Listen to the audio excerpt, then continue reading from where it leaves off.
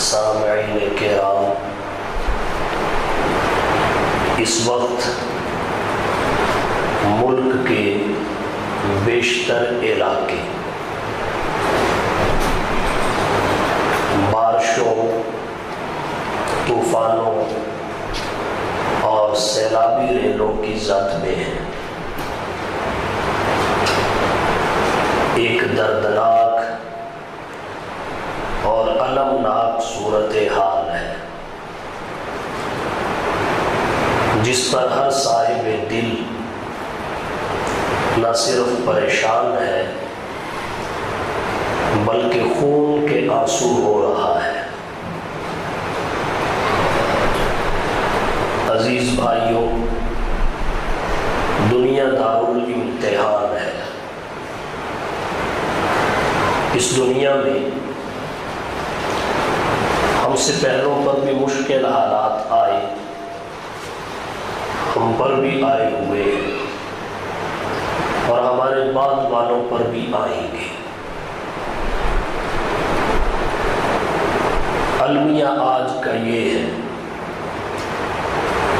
جب مشکل حالات آتے ہیں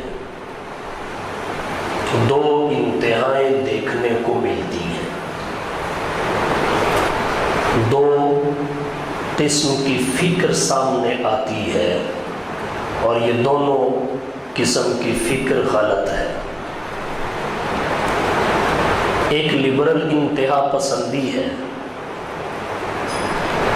ایک مذہبی انتہا پسندی ہے۔ لبرل انتہا پسندی تو یہ ہے، جب زلزلہ کی آفت آئے، سیلاب کی آفت آئے، طوفانی بارشوں کی آفت اور مصیبت آئے، لبرل اور آزاد خیال طبقہ کہتا ہے یہ اللہ کی طرف سے تنبیہ نہیں ہے، سزا اور سرزنش نہیں ہے، بلکہ یہ فطری قوانین اور نیچرل سورسز کی کارروائی ہے،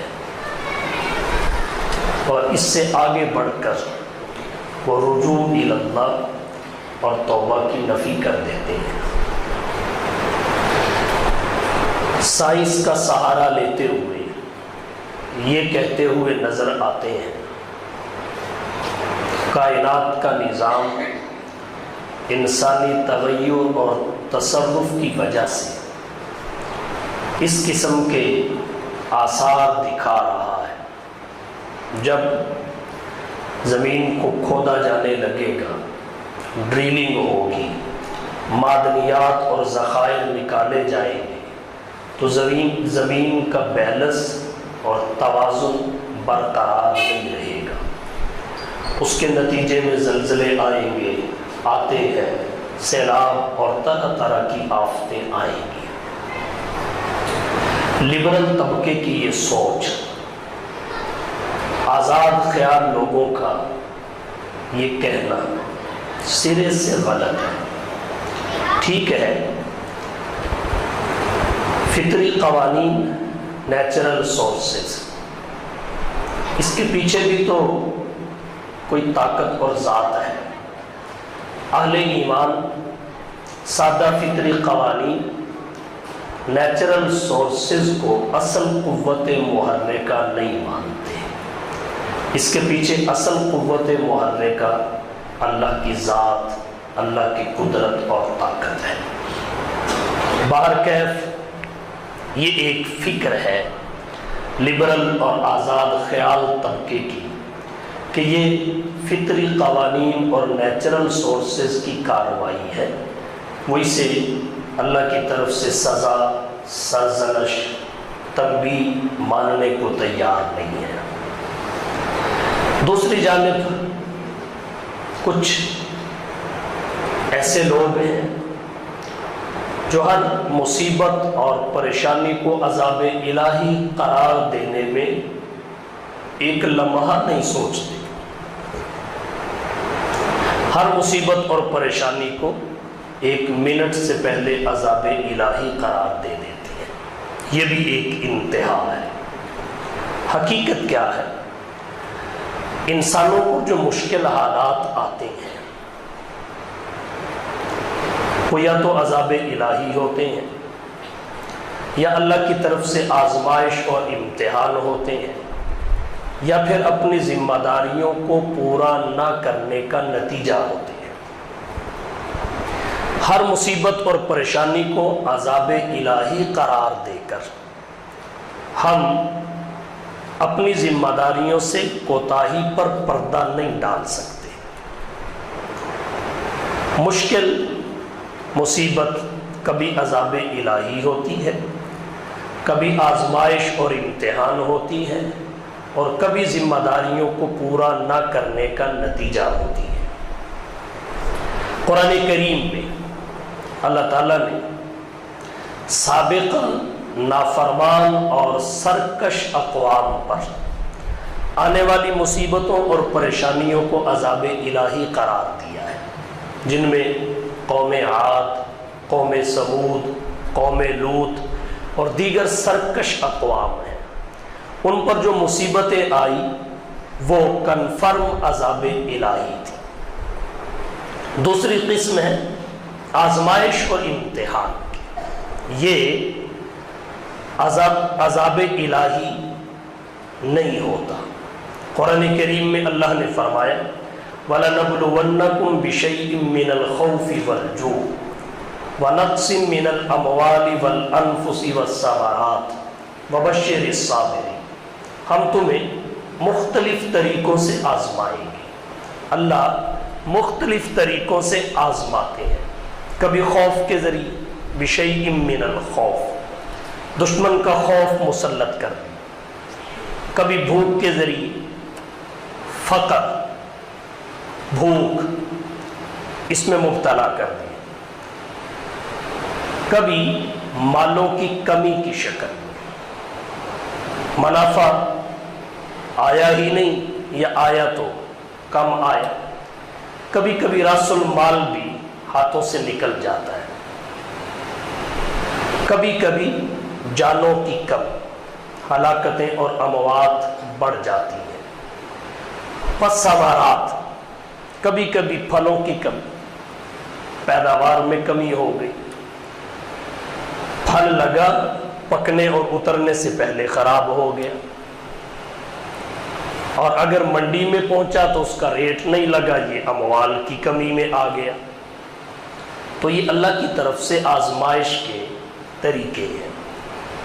اللہ نے فرمایا بشیر الصابرین، اے حبیب صبر کرنے والوں کو خوشخبری سنا دیجیے۔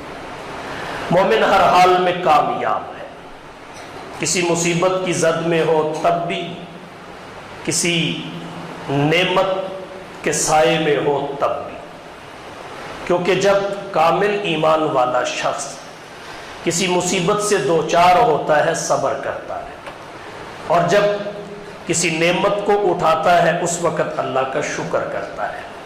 صبر اور شکر یہ دو سواریاں ہیں جو انسان کو جنت تک پہنچا کے رہتی ہیں۔ اللہ نے قرآن کریم میں اپنے نبی سے فرمایا وَبَشِّرِ الصَّابِرِينَ، صبر کرنے والوں کو بشارت دے دے، خوشخبری سنا دے۔ یہ صبر کرنے والے ہیں کون؟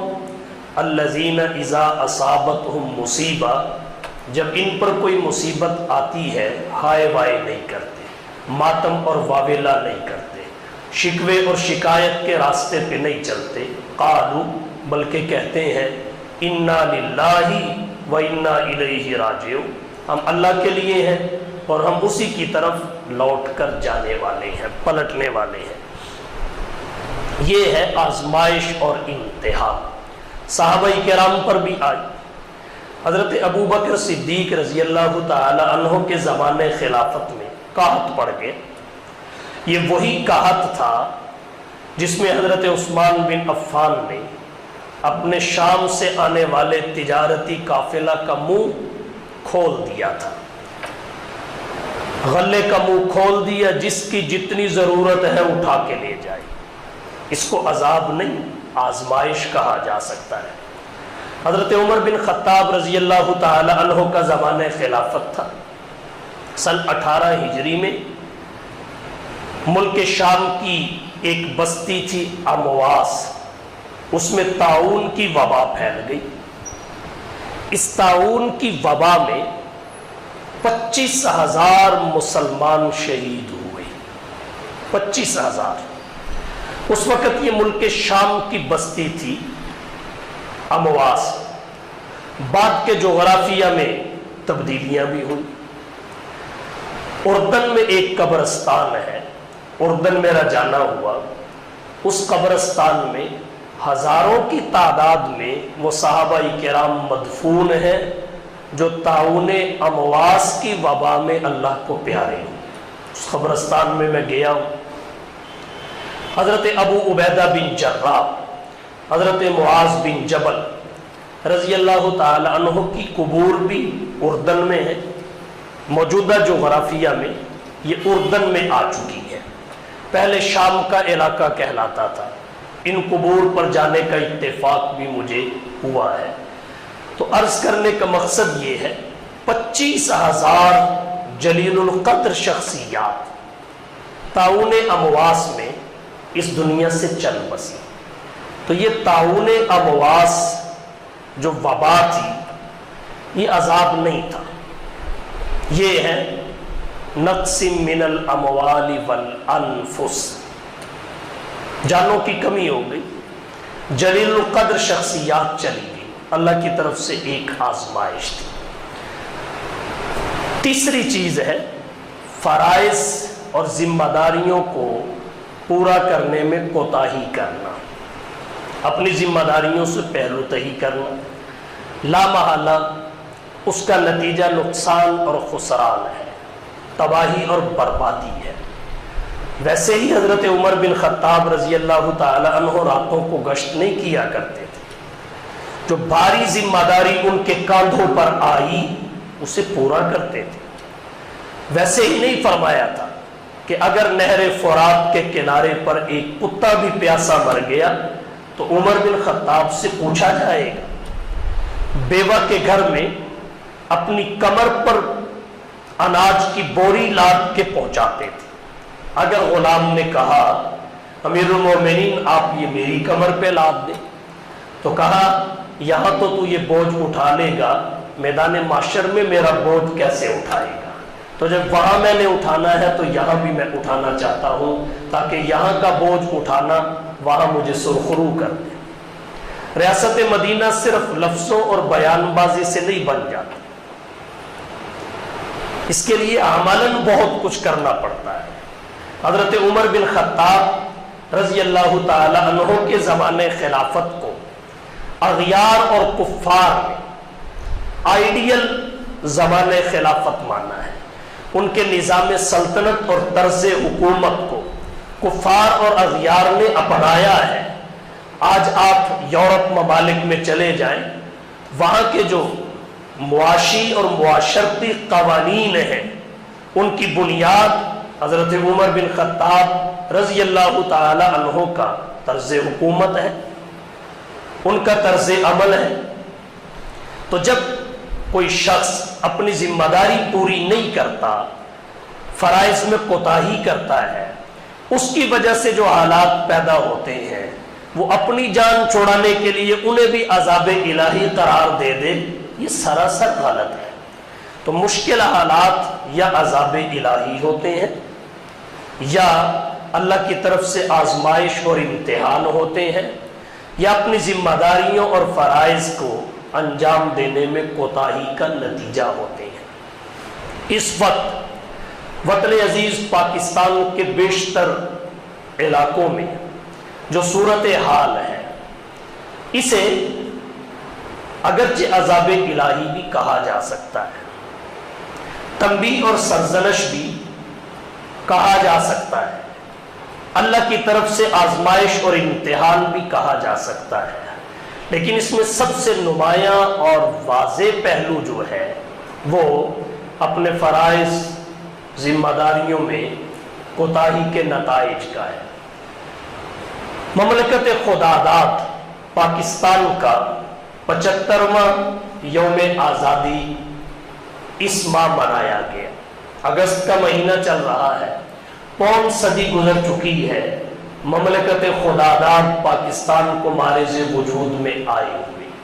क़याम पाकिस्तान का जवाज़ क्या था, क़याम पाकिस्तान का मकसद क्या था, आज़ादी के मकासद क्या थे, ये बात यकीनी है कि ये वो अहदाफ हैं जिनको अभी तक हम हासिल नहीं कर सके। मुल्क में इस्लामी कानून का निफाज, कुरान और सुन्नत की अमलदारी, इसका माहौल अभी तक पैदा नहीं हुआ, अमलन पेशरफ्त नहीं हुई, तो ये मकसद तो हमें हासिल नहीं हो सका। लेकिन कोताही फराइज की अंजाम दही में यहाँ तक है, 75 साल गुजर चुके हैं, पाकिस्तान को आज़ाद हुए, हर साल बारिशें भी बरसती हैं, सैलाब भी आता है, हिंदुस्तान पानी भी छोड़ता है, दरियाओं के बंद भी टूटते हैं, लेकिन 75 सालों में डैम बनाना तो दूर की बात है, हम अपने दरियाओं के बंद मजबूत नहीं कर सके ताकि वो मफलूकुल हाल लोग बहने और डूबने से बच सके। ये अपनी जिम्मेदारियों में कोताही है, फराइज की अंजाम दही में गफलत है। अब बंदा कहे ये अज़ाब इलाही है। एक शख्स को पता हो मेरी गाड़ी के टायर इस काबिल नहीं है कि मैं मोटरवे पे 120 की रफ्तार पे गाड़ी दौड़ा सकूं, वो फिर 120 की रफ्तार पे गाड़ी दौड़ाए, टायर ब्लास्ट हो, गाड़ी उलट पलट जाए, किसी कीमती जान का ज़िया हो जाए, फिर वो कहे अल्लाह को ऐसे ही मंजूर था, अल्लाह की तरफ से कोई आजमाइश है या अल्लाह की तरफ से अजाब है। इस कहने वाले की अकल पे मातम किया जाएगा और इसकी इस सोचो फिक्र को कोई दानिशमंद तस्लीम नहीं करेगा। इस वक्त जो ज्यादा नुमाया पहलू है वो ये है, हमारे हुक्मरानों ने अपने फराइज की अंजाम दही में कोताही की और वो अब तक दरिया के बंद मजबूत नहीं कर सके, वहां के लोगों को बसने की मुतबादल महफूज जगह नहीं दे सके और उन्हें हर साल आने वाली इस परेशानी से निजात नहीं दे सके। अजीज भाइयों, हमारा पूरा मुआशरा इस हवाला से एक उमूमी मुगालता का शिकार भी है। वो उमूमी मुगालता क्या है? अल्लाह के नबी ने अल्लाह से दुआ की, हदीस की किताबों में दुआ मौजूद है, बजा है। अल्लाह के नबी ने अपनी उम्मत की अजाबात से हिफाजत के लिए दुआ की, अल्लाह ने नबी की दुआ को कबूल करते हुए उम्मत को अजाब से महफूज रखने का फैसला कर लिया और महफूज रखने का वादा फरमा लिया। इसलिए अब उम्मत पर अजाब नहीं आ सकता। यहां इसकी वजाहत करना चाहूंगा, अल्लाह के नबी ने दुआ की बजा है, अल्लाह ने अजाब से उम्मत की हिफाजत का वादा कर लिया, ये भी बजा है, लेकिन इसकी हैसियत को समझने की जरूरत है। नबी की दुआ के नतीजा में उम्मत का अजाब से महफूज हो जाना, वादा इलाही हिफाजत का, ये इज्तिमाई तौर पर उम्मत के लिए अजाब से हिफाजत का वादा है। इसका ये मतलब नहीं है कि अल्लाह की तरफ से तंबी, सरजनश, अजाब या सजा नहीं आ सकती। हमारे आमाल की बदौलत तंबी, सरजनश, सजा, अजाब आ सकता है।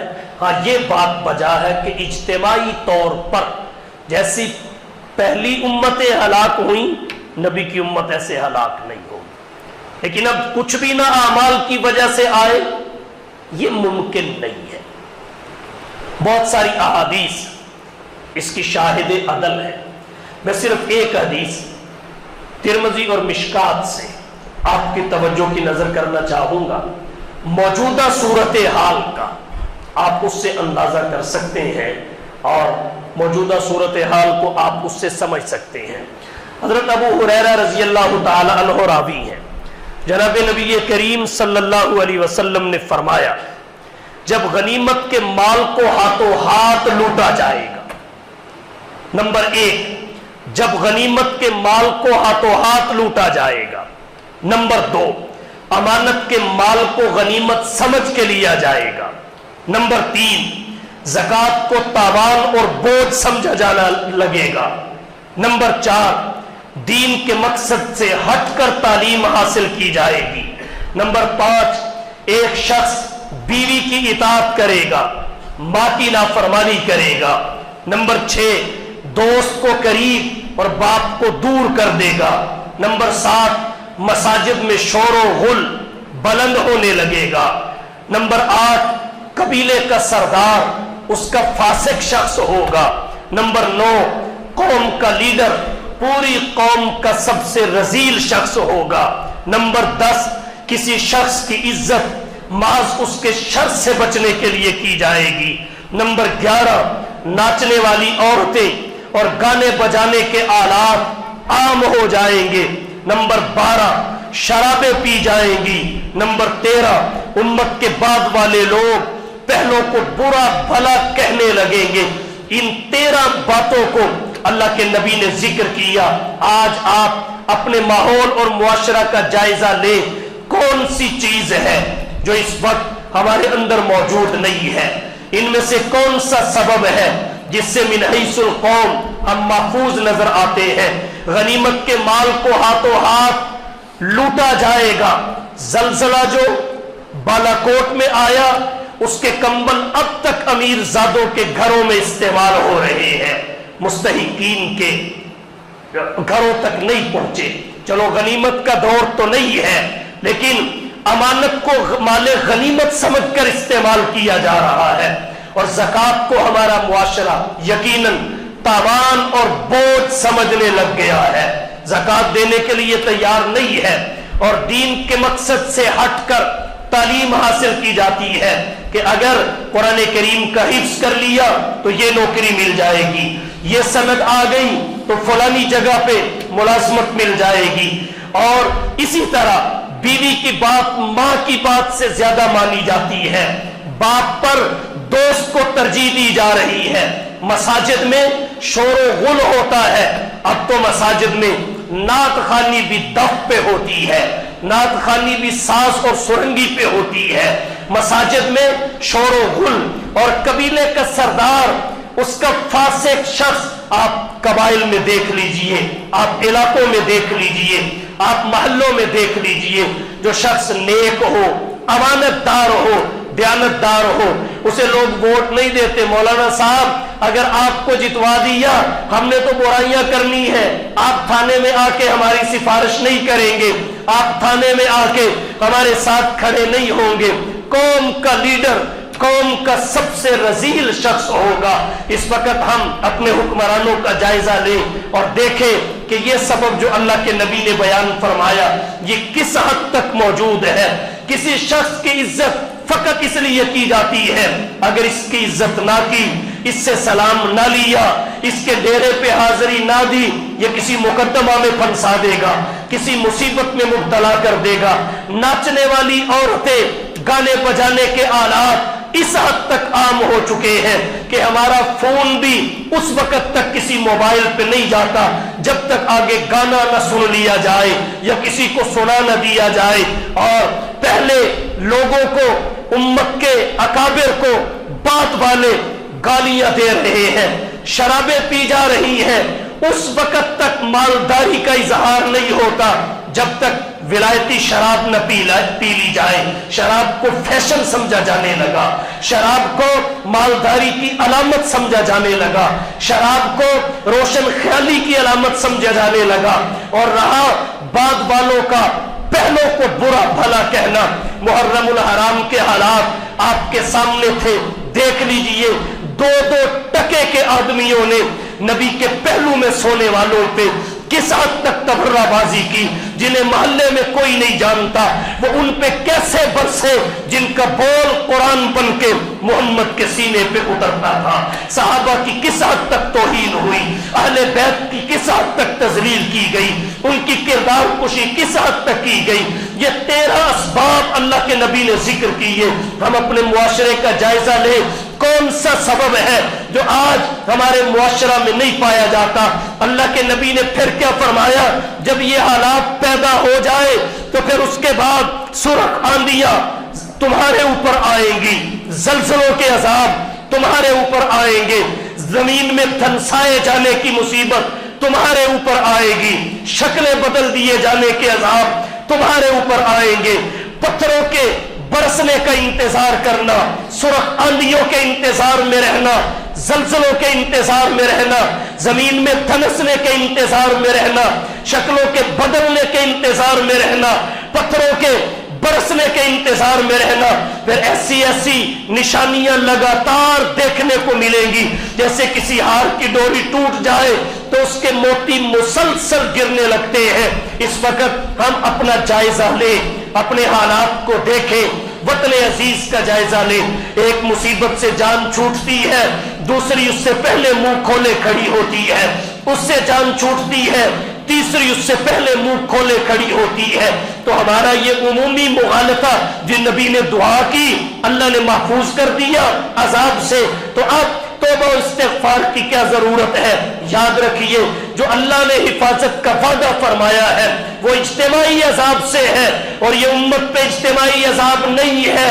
अगर बलोचिस्तान के मुसलमान, बलोचिस्तान के इंसान इस वक्त सैलाब की जद में है, तो अहले गुजरावाला तुम कितने इत्मीनान से अपने घरों में सो रहे हो, अहले गुजरात तुम कितने इत्मीनान से अपने घरों में सो रहे हो, अहले सियालकोट तुम कितने इत्मीनान से अपने घरों में सो रहे हो, इस्लामाबाद वालों तुम कितने इत्मीनान से अपने घरों में सो रहे हो, पत्तों की ओकाड़ा वालों तुम कितने इत्मीनान से अपने घरों में सो रहे हो।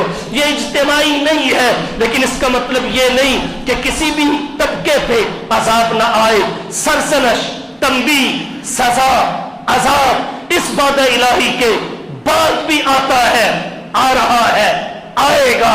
इसलिए तौबा और इस्तिग़फ़ार से किसी वक्त भी हम गोया के पीछे नहीं हट सकते और अपने आप को इससे बेनियाज नहीं कर सकते। तो जरूरत इस अमर की है, हम इस तंबी को समझे, इस सरसनश को समझे। और एक बात यहां और अर्ज करता चलूं, जब अमाल में कोताही की वजह से अल्लाह की तरफ से तंबी और सजा आती है, फिर उसमें गुनाहगार भी लपेट में आते हैं, और जो गुनाहगार नहीं होते वो भी लपेट में आते हैं। दुनिया में मुआमला एक जैसा होता है, अलबत्ता आखिरत में हर बंदे को उसकी नीयत के मुताबिक उठाया जाता है। यही वजह है वहां मकान ही नहीं बहे, वहां मस्जिदें भी बह गई, वहां पलासे ही नहीं बहे, वहां मदरसे भी बह गए, वहां बदकार ही नहीं बहे, शब्बेदार भी पानी की नजर हो गए। इसलिए कि जब मुसीबत और आफत आती है वो सबको अपनी लपेट में ले लेती है। दुनिया में फर्क नहीं होता, अलबत्ता आखिरत में अल्लाह ताला नियत के मुताबिक उठाएंगे, जो जैसा होगा वैसे लोगों में खड़ा कर दिया जाएगा। तो ये हमारा उमूमी मुगालता है, उमूमी कि अजाब से हिफाजत का वादा अल्लाह ने कर लिया, नबी ने दुआ फरमाई, अल्लाह ने वादा कर लिया। ठीक है, इज्तिमाई तौर पे उम्मत पे अजाब नहीं आएगा, लेकिन तंबीह आ सकती है। इसे आप तंबीह इलाही समझिए और अपने अहवाल को तब्दील करने की कोशिश कीजिए। जब आमाल में बिगाड़ आता है, फसाद आता है, तो फिर परेशानियां बारिश की तरह बरसती हैं। अब कोई कम परेशानी नहीं है, नीचे से सैलाब है, ऊपर से तूफानी बारिश है,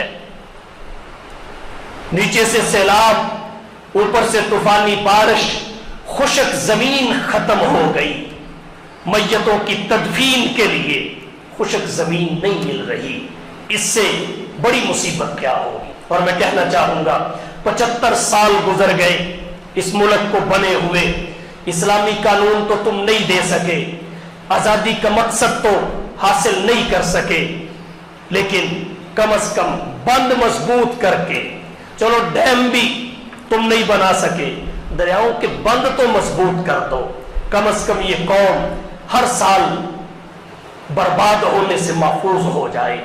ये मफलूकुल हाल लोग हर साल जाया होने से बच जाए। इंसानी जान की कदर कीमत पहचानिए। 75 साल गुजर गए, फराइज और जिम्मेदारियों की अंजाम दही में कितनी कोताही है।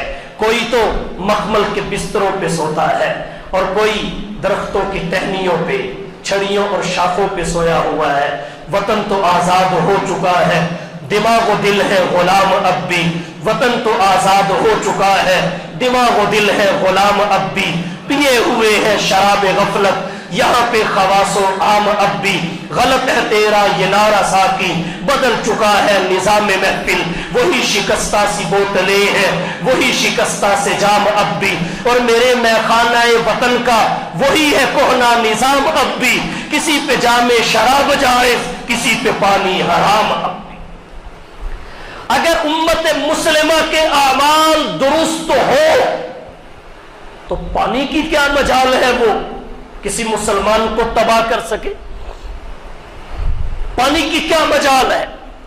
न खुश्की हलाक कर सकती है, न पानी हलाक कर सकता है। और इस्लामी तारीख इसकी शहादत देती है।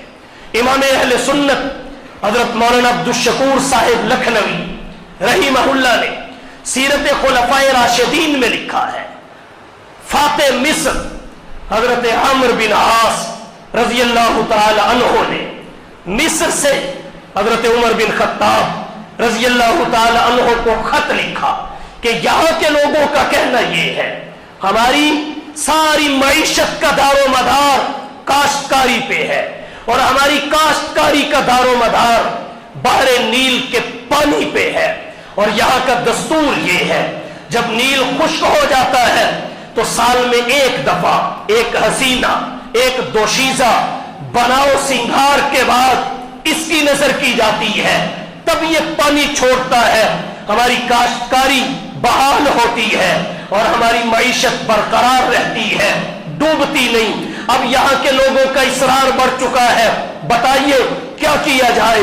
जब हजरत आमिर बिन आस ने मिस्र से ये खत कसरे खिलाफत में हजरत उमर बिन खत्ताब रजी अल्लाह तआला अन्हु की खिदमत में भेजा, तो हजरत उमर बिन खत्ताब ने हजरत आमिर बिन आस को पैगाम भिजवाया कि इस्लाम ऐसी कभी रस्मों की इजाजत नहीं देता, तुम्हें ऐसा करने की हरगिज़ इजाजत नहीं है, ये एक खत लिख के भेज रहा हूं, ये दरियाए नील के वस्त में जाके रख देना। हजरत उमर बिन खत्ताब रजी अल्लाह तआला अन्हु ने खत लिखा, उस खत में लिखा, ये अल्लाह के बंदे उमर बिन खत्ताब की जानिब से बहरे नील की जानिब लिखा गया है, ए बहरे नील, अगर तू अपनी मर्जी से चलता और बहता है तो जा, हमें तेरी कोई हाजत नहीं है, हमें तेरी कोई जरूरत नहीं है, और अगर तू अल्लाह के हुक्म से चलता है, अल्लाह के इज़्न और इजाजत से चलता है तो फिर तुझे चलना पड़ेगा, फिर तू चलता रह। जैसे ही उमर बिन खत्ताब रजी अल्लाह तआला अन्हु का खत बहरे नील में रखा गया, उसकी खुश्की खत्म, इतना पानी आया कि पानी की सतह 6 गज बुलंद हो गई, जो आज तक नीची नहीं हुई। जब आमाल दुरुस्त हो, अल्लाह के साथ ताल्लुक मजबूत हो, रास्ता दुरुस्त हो, तो फिर खुश्की भी नुकसान नहीं पहुंचाती और फिर दरिया भी मुहाफिज बन जाते हैं, वो भी नहीं डबोते। इस पर भी एक वाकया इमाम अहले सुन्नत हजरत मौलाना अब्दुल शकूर साहिब लखनवी रहीमहुल्लाह ने सीरत खुलफाए राशिदीन में लिखा कि जब दरियाए दिजला के किनारे पर ईरानियों ने दरियाए दिजला का पुल तोड़ दिया, कादसिया की लड़ाई के खत्म होने के बाद दरियाए दिजला का पुल तोड़ दिया, कश्तियां हटा ली कि कहीं इस्लामी फौज मदाइन में दाखिल न हो जाए, तो मुसलमानों के कमांडर के चीफ हजरत साद बिन अबी वक्कास थे, उन्होंने कहा परेशान होने की जरूरत नहीं है, अपने अपने घोड़ों पे सवार हो जाइए और इन घोड़ों की लगामें खींच के इन्हें पानी की मौजों पे दौड़ा दीजिए।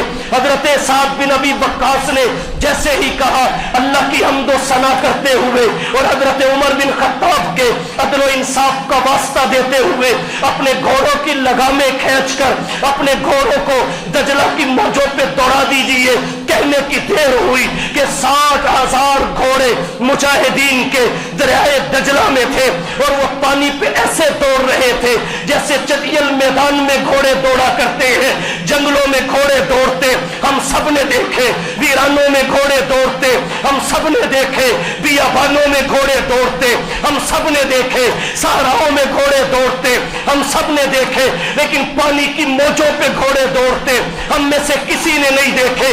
ہم نے قرآن میں پڑھا کہ جب حضرت موسیٰ علیہ السلام اپنی قوم کو لے کے فرعون کی غلامی سے نجات دلانے کے لیے نکلے، بحر نیل میں پہنچے تو اللہ نے نیل کے پانی کو ان کے لیے ساکت کر دیا، اور وہ نیل پہ ایسے دوڑ اور چل رہے تھے جیسے سڑک پہ چلا جاتا ہے۔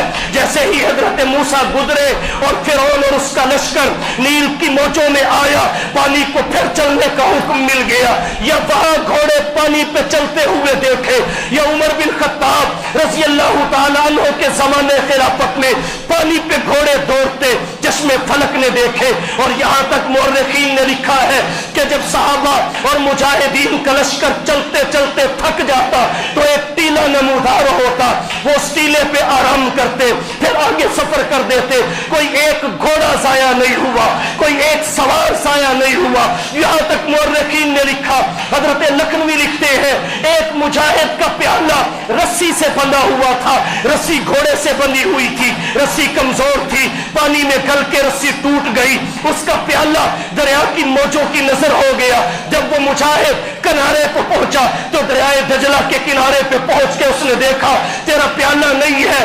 اس نے دریا کے کنارے پہ کھڑے ہو کے کہا، جب عمر نے عدل و انصاف کیا ہے تو تجھے پیالہ لے کے نا انصافی کرنے کی اجازت عمر کے زمانے خلافت اور عمر کے نظام حکومت میں کبھی نہیں ہو سکتی۔ مورخین نے لکھا ہے اتنے میں پانی کی ایک لہر آئی، اس نے اٹھا کے پیالہ بھی کنارے پہ پھینک دیا۔ جب اللہ سے تعلق مضبوط ہو، عدالت عدل و انصاف کرے، نظام حکومت اسلامی طرز حکومت کے مطابق ہو، اس وقت دریا کو ایک پیالہ بھی ضائع کرنے کی ہمت نہیں ہوتی۔ یہاں محلوں کے محلے بہ گئے، یہاں گھروں کے گھر زیر آب آ گئے، یہاں پلاسے بہ گئے، یہاں بستیوں کی بستیاں اجڑ گئی، یہاں بچے بہ گئے، یہاں بوڑھے بہ گئے، یہاں جانور ہلاک ہو گئے۔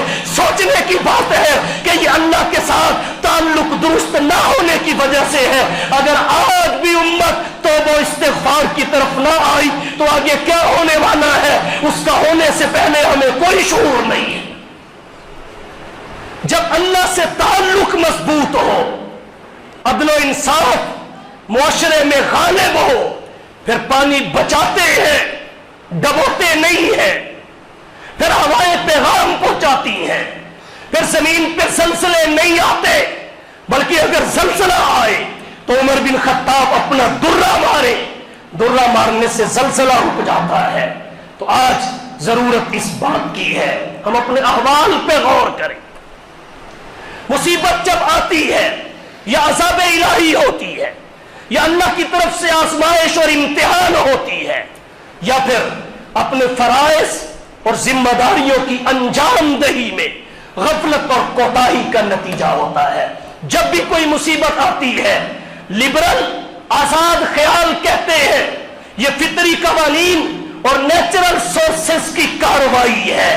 یاد رکھیے، فطری قوانین اور نیچرل سورسز کو، سادہ فطری قوانین کو اہل ایمان اصل قوت محرکہ نہیں سمجھتے۔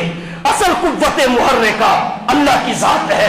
اس کائنات میں پتا بھی اللہ کی مرضی کے بغیر نہیں ہلتا، اور اللہ کی جب مرضی سے ایسے کام ہوتے ہیں سبب ہمارے عمل ہی بنتے۔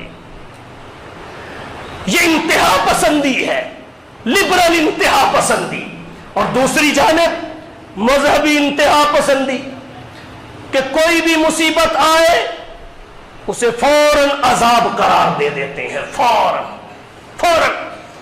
جیسے اگر کسی کو چھینک بھی آئے وہ کہہ دیتا ہے امریکہ کی سازش ہے، امریکہ کی سازش ہے۔ ایسے یہ بھی انتہا پسندی ہے کہ کوئی مصیبت آئے یہ عذاب الہی ہے۔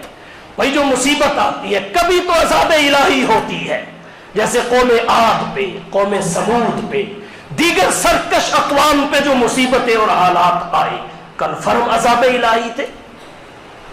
اہل ایمان پر جو مصیبت اور حالات آتے ہیں وہ آزمائش اور امتحان بھی ہوتے ہیں۔ وَلَنَبْلُوَنَّكُمْ بِشَيْءٍ مِّنَ الْخَوْفِ وَالْجُوعِ وَنَقْصٍ مِّنَ الْأَمْوَالِ وَالْأَنفُسِ وَالثَّمَرَاتِ وَبَشِّرِ الصَّابِرِينَ۔ حضرت ابو بکر صدیق کے زمانے خلافت کا کہت ہے سن 18 ہجری میں حضرت عمر بن خطاب رضی اللہ تعالی عنہ کے زمانے خلافت کا طاعون امواس کی وبا اور مرض ہے جو شام کی بستی اور قریہ امواس سے پھیلی. 25,000 صحابہ کرام اس دنیا سے رخصت ہو گئے.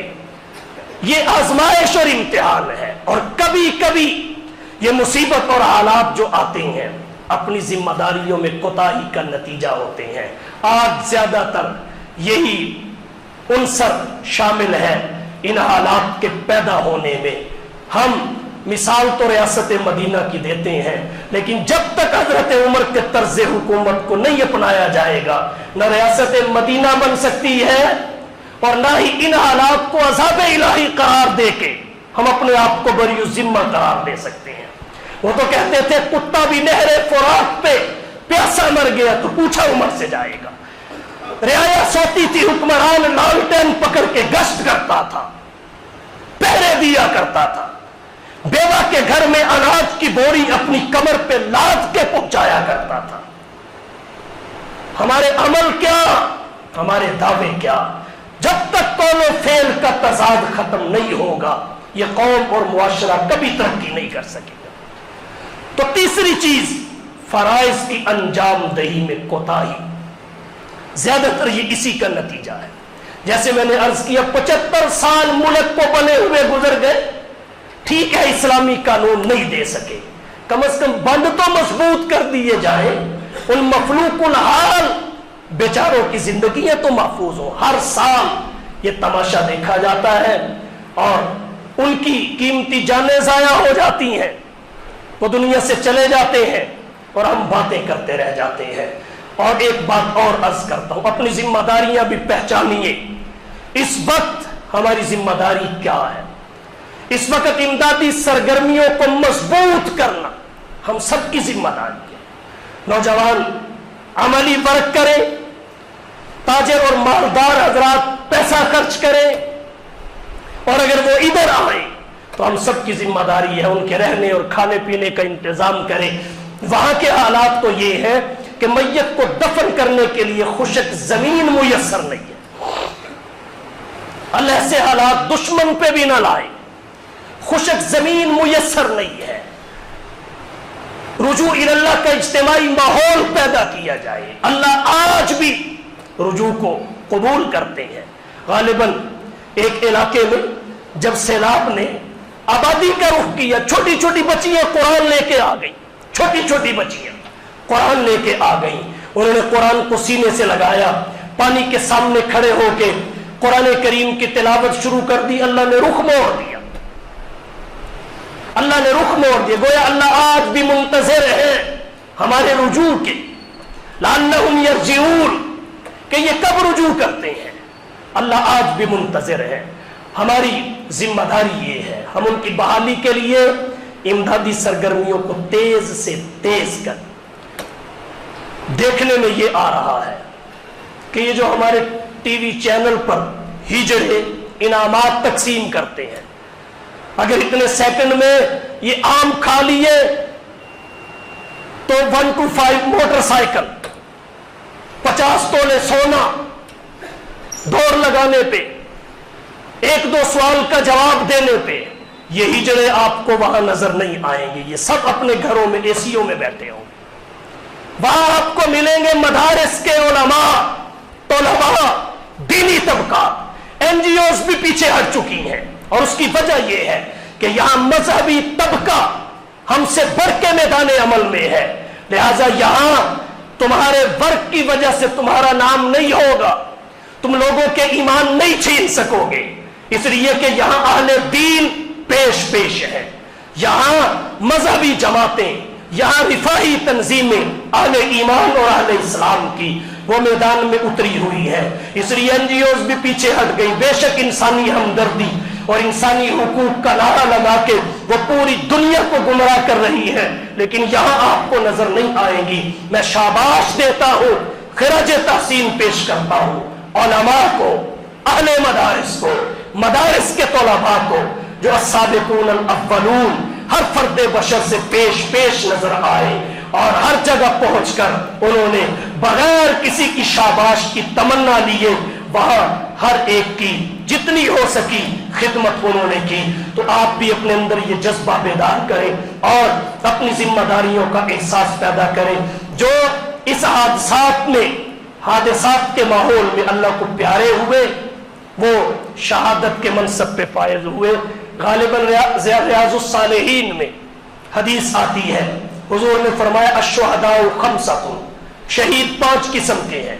المطعون جو پیٹ کے مرض میں دنیا سے چلا جائے، ہاں المطعون جو طاعون کے مرض میں چلا جائے، والمبتول جو بطن اور پیٹ کے مرض میں چلا جائے، والغریق جو پانی میں ڈوب کر مر جائے، وصاحب الحدم دیوار کے نیچے آ کے مر جائے، والشہید فی سبیل اللہ اللہ کے راستے میں لڑتے ہوئے جو دنیا سے چلا جائے. یہ 5 شہید ہیں. الشہداء خمسۃ المطعون والمبتول والغریق وصاحب الحدم والشہید فی سبیل اللہ. تو یہ جو اس سیلابی ریلے میں بہ گئے اور طوفانی بارشوں کی نظر ہو گئے، مکانات کی چھتیں گرنے سے زمین میں دب گئے، یہ سب عند اللہ شہید ہیں. اللہ کے نبی نے انہیں شہید کہا ہے. ان کی بلندی درجات کے لیے دعا کی جائے اور جو زخمی ہیں ان کی صحت کے لیے دعا کی جائے. جن کے پیارے ان سے بچھڑ گئے ان کے لیے صبر کی دعا کی جائے اور امدادی سرگرمیوں کو تیز سے تیز کیا جائے. آپ بھی محفوظ ہاتھوں میں اپنا تعاون بھیجیں. اس وقت یہ مینڈکوں کی طرح لوگ کیمپ لگا کے بیٹھے ہیں، بہت سارے لوگ کمائی کرنے بھی نکل پڑے ہیں سیلاب زدگان کے نام پہ. بہت سارے لوگ گاڑی بدلتے بھی آپ کو نظر آئیں گے، چھوٹی سے بڑی ہو جائے گی، مکان 5 مرلے سے 10 مرلے ہو جائے گا. آپ مضبوط ہاتھوں میں اپنا تعاون پہنچائیں. پاک آرمی نے بھی اعلان کیا ہے کیمپ لگانے کا اور میں خراج تحسین پیش کرتا ہوں. اپنی آرمی کو ہر موقع پر مصیبت زدوں کے ساتھ ہوتی ہے. 1 مہینے کی تنخواہ ہمارے پاک فوج کے افسروں نے عطیہ کی ہے. ایک قابل اعتماد ادارہ ہے پاک آرمی، اپنا تعاون ان کو دیجئے. اور شیخ الاسلام والمسلمین جسٹس ریٹائرڈ حضرت مفتی محمد تقی عثمانی دامت برکاتہم العالیہ نے بلوچستان میں 100 گھر بنانے کا اعلان کیا ہے. یہ ہے اصل خدمت. حضرت مفتی تقی عثمانی دامت برکاتہم العالیہ نے جو اکاؤنٹ فیس بک پہ سوشل میڈیا پہ دیا ہے، آنکھیں بند کر کے اپنا تعاون اس میں ڈال دیجئے، آنکھیں بند کر کے اپنا مالی تعاون اس میں بھیج دیجئے. ایک پیسہ ذمہ داری کے ساتھ آپ کا خرچ ہوگا اور ان مصیبت زدہ لوگوں تک پہنچے گا. یہ نہیں کہ ہر کوئی کیمپ لگا کے بیٹھا ہے، ہر کسی کو آپ دے کے آ جائیں. بالا کوٹ کے زلزلے کے آنے کے بعد جو کمبل اکٹھے ہوئے وہ آج تک گجرانوالہ میں استعمال ہو رہے ہیں، اسلام آباد اور سیالکوٹ میں استعمال ہو رہے ہیں. یہاں کاروباری لوگ بھی میدان میں آئیں گے، لیکن قابل اعتماد افراد کے ہاتھوں میں آپ نے اپنا تعاون بھیجنا ہے. پاک آرمی کے کیمپ ہے، حضرت مفتی تقی عثمانی دامت برکاتہم العالیہ کا سلسلہ ہے یا اور اس قسم کا جو قابل اعتماد سلسلہ ہے، وہاں تعاون کر کے اپنے بھائیوں کی مدد اور نصرت کیجیے. اللہ تعالیٰ ان حالات سے ہم سب کو نکالے اور ہمارے مستقبل کو روشن کرے. اللہ کے نبی نے فرمایا، مسلم کی روایت ہے، المومنون کرجل واحد، مومن ایک آدمی کی طرح ہے. وفی روایت کجسد واحد، ایک جسم کی طرح ہے. ان اشتکا عینہ اشتکا کلو، اگر بدن کی آنکھ کو شکایت اور تکلیف ہو تو پورا بدن اس کا درد محسوس کرتا ہے. وَإِنِ اشْتَكَى رَأْسُهُ اشْتَكَى كُلُّ، اگر سر میں درد ہو جائے تو پورے بدن کو تکلیف محسوس ہوتی ہے. تو سارے مومن ایک بدن اور ایک فرد کی طرح ہے. ان کی تکلیف ہماری تکلیف ہے، ان کی پریشانی ہماری پریشانی ہے. تو جتنا ہو سکے ان کا ہم خیال کریں، ان کی بحالی کے لیے. اگرچہ یہ ازالہ ممکن نہیں نقصان کا اور اس کے لیے غیر معمولی محنت اور قربانی چاہیے، لیکن پھر بھی انصار کا سا جذبہ لے کر جو انہوں نے انصار نے مہاجرین کے لیے پیش کیا، اگر وہ یہاں آئے تو اپنے جو آپ کے اضافی مکان ہے، اضافی گودام ہے، اضافی جگہ ہے، ان کے دروازے کھول دیجئے، ان کے کھانوں کو بندوبست کیجئے، وہ یہاں آنے والے ہیں، اس لیے کہ وہاں تو خشک زمین نہیں ہے، زمین خشک بھی ہو جائے تو مکان ان کے گر چکے ہیں، فصلیں ان کی تباہ ہو چکی ہیں، جانور ان کے مر چکے ہیں، افراد ان کے شہید ہو چکے ہیں، اس وقت انہیں ہماری ضرورت ہے۔ اگر وہ آئے تو کشادہ دلی کے ساتھ ان کا استقبال کیجئے اور ان کے اس غم کو کم سے کم کرنے کی کوشش کیجئے۔ تم اہل زمین پر زمین پہ مہربانی کرو گے، رب عرش برین سے تم پہ مہربانی کرے گا۔ وآخر دعوانا ان الحمدللہ رب العالمین۔